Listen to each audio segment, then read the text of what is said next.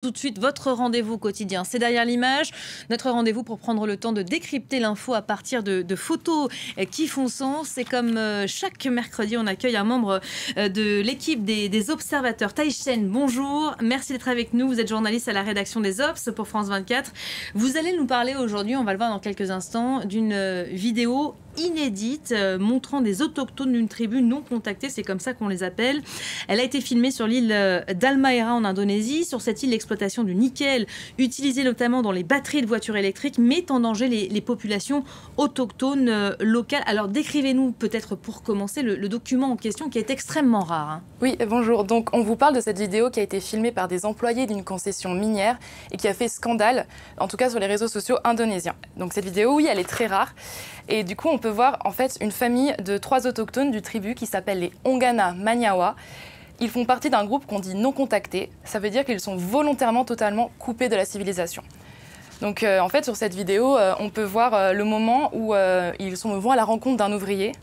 Et il faut se dire qu'en fait, ils ne sont jamais vraiment aventurés hors de cette forêt. Ça fait des siècles que leur peuple vit dessus. On la voit en plein écran, elle est derrière vous. Oui. En fait, ce qui s'est passé, c'est qu'ils sont sortis de cette forêt. Il y avait des ouvriers qui étaient là et qui les ont accueillis. D'ordinaire, ils ont peur, mais là, pas du tout. Ils s'approchent de lui et ils caressent la main. Oui, c'est ça. En fait, on voit qu'ils ont l'air d'être un peu curieux finalement en voyant ces hommes-là. Et donc en fait, ces hommes, qu'on voit d'ailleurs des fois par moments, peut-être pas encore, mais filmer la scène, ce sont des travailleurs d'une mine de nickel qui est en train d'être construite près de leur forêt. Et donc ces images d'interaction avec des employés, selon les ONG avec qui on a pu s'entretenir, c'est une grande première. C'est la première fois en fait qu'on peut voir ce genre d'interaction sur l'île d'Halmahera. Donc cette scène, elle se passe en Indonésie, plus précisément sur l'île d'Halmahera, comme vous le disiez. Et donc c'est une île qui accueille la plus grosse concession minière de nickel au monde. Elle s'appelle la Weda Bay Nickel et elle est détenue en partie par le groupe français Eramet, qui est un actionnaire minoritaire avec le groupe chinois Tsingshan et l'État indonésien. Donc c'est juste à côté, donc cette vidéo elle se passe juste à côté de là où vivent les Ongana Maniawa et qui est un des derniers peuples de chasseurs nomades d'Indonésie et au monde. Donc voilà. On a vu ces images, ouais. Donc il y a la carte qui apparaît derrière vous. Sur ces images, il semblerait quand même en interaction avec d'autres personnes. Est-ce que ce contact avec ces autochtones et des employés est aujourd'hui le premier du genre? Est-ce qu'il y en a eu d'autres auparavant? Alors c'est difficile de savoir si c'est vraiment le premier du genre, mais en tout cas ce qu'on sait c'est que cette vidéo c'est la première fois qu'on voit ce genre d'image où on voit une interaction vraiment qui est documentée de cette rencontre. Aux observateurs, donc on avait aussi déjà été alerté par une autre vidéo que vous pouvez voir derrière moi, qui a été filmée en octobre dernier sur la même île d'Halmahera, juste à côté de cette concession, qui montrait 2 Ongana Maniawa qui sont filmés depuis un bulldozer d'employés d'une société forestière. Donc sur ces images, on les voit quand même beaucoup plus hostiles finalement que dans la première vidéo qu'on voyait. On les voit, là on les entend pas, mais sur la vidéo ils crient et ils arment parfois leur arc en direction du bulldozer. Donc on voit clairement, en plus ils se tiennent très à distance, donc on voit clairement que c'est pas le même genre d'accueil. Ce qui est vraiment pas le cas de cette nouvelle vidéo où ils interagissent vraiment avec les employés. Est-ce qu'on sait expliquer aujourd'hui cette différence de réaction et de comportement? Là, on voit de nouveau ce document effectivement extrêmement surprenant quand on le compare à celui d'avant. Est-ce qu'on sait pourquoi ces autochtones sont amenés à se rapprocher des civilisations?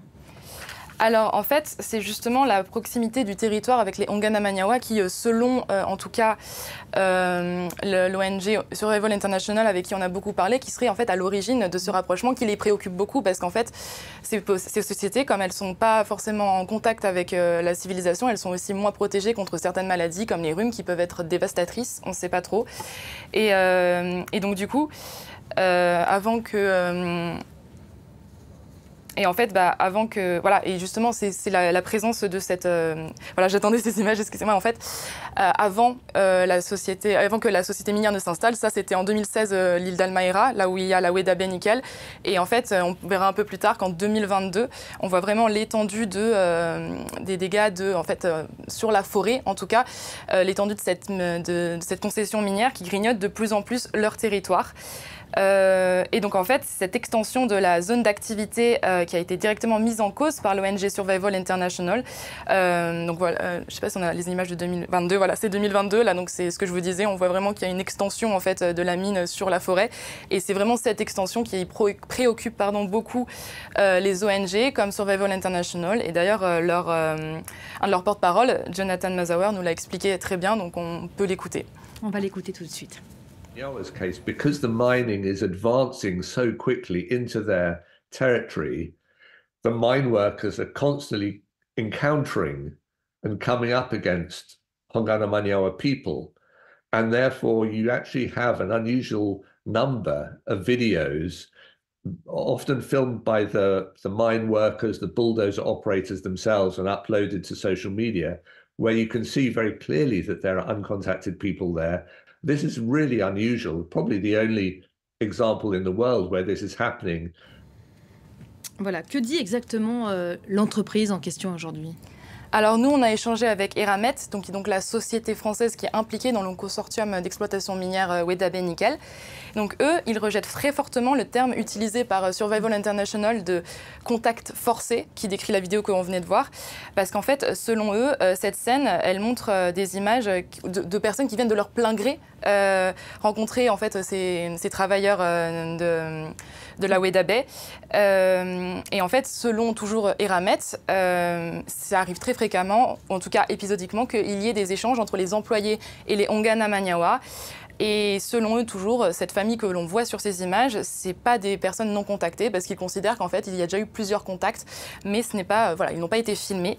Et donc toujours selon Eramet, la scène elle s'est déroulée le 24 mai dans un camp d'exploration de la Weda Bay Nickel et ce sont donc des sociétés des employés d'une société sous-traitante qui ont filmé la scène.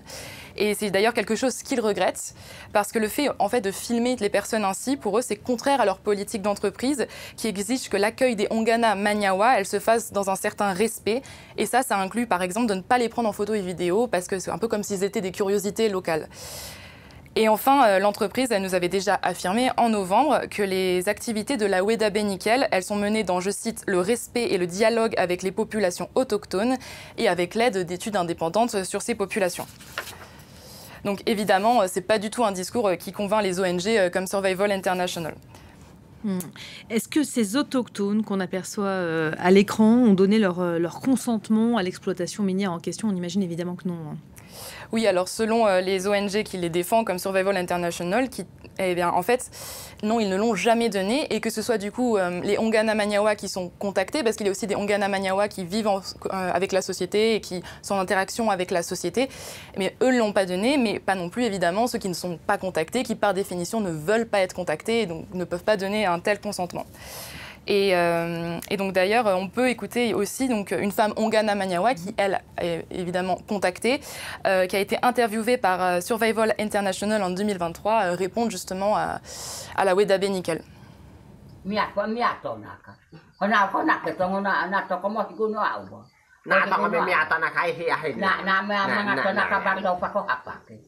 Donc les Hongana Manyawa, ils ne bénéficient pas vraiment de protection dans la loi indonésienne non plus, en tout cas pour l'instant. Mais en tout cas, il y a quand même la déclaration des Nations Unies sur le droit des peuples autochtones qui mentionne, par exemple, je cite, que le consentement des individus concernés est requis pour le développement sur les territoires autochtones, susceptibles d'avoir des effets notables sur eux et leurs terres, leur territoire et leurs ressources. Est-ce que cette vidéo, qu'on va peut-être revoir de nouveau, fait réagir aujourd'hui en Indonésie ? Alors oui, elle a vraiment été virale en Indonésie parce qu'elle a même fait réagir un sénateur indonésien qui est très proche du président élu Prabowo Subianto. Donc le sénateur, il a même demandé que des mesures soient prises pour protéger ce peuple après avoir vu cette vidéo, justement. Il faut aussi dire que c'est un gros sujet en Indonésie parce qu'en fait, l'exploitation du nickel y est en plein essor et représente une véritable mine d'or, notamment grâce au marché des voitures électriques qui utilisent dans leurs batteries du nickel.